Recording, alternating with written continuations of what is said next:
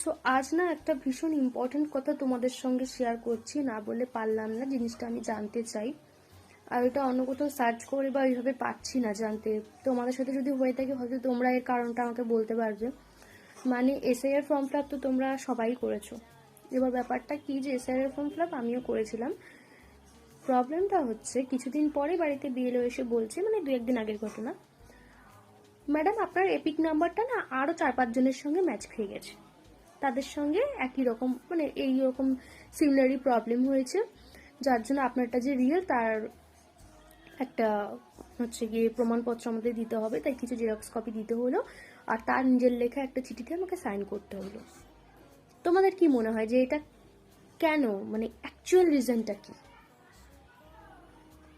আমি কিন্তু ভীষণ কনফিউজড, কি জানি কেন এরকমটা হলো।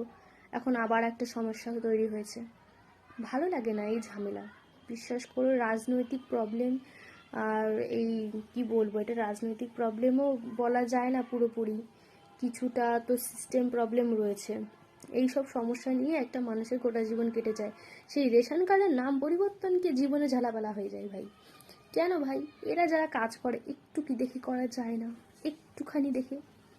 হ্যাঁ মানছি অনেকেরই অনেক অনেক মানুষেরটা করতে গিয়ে একটু মিস্টেক হয়েই যায়, বাট তাও তারা তো জানে না এই জিনিসটার জন্য আমাদের সাধারণ মানুষদের কত কত হ্যাপা সহ্য করতে হয়, ভীষণ অসহ্য লাগে। আবার কি সমস্যা হলো কি জানে। তোমরাও যদি কারণটা জানো যে কেন বিএলও সেটা করলো আর কেন বললো যে হ্যাঁ আমার এপিক নাম্বার সিমিলার অনেকের সঙ্গে গেছে, প্লিজ আমাকে একটু জানিও, আমি জানতে চাই।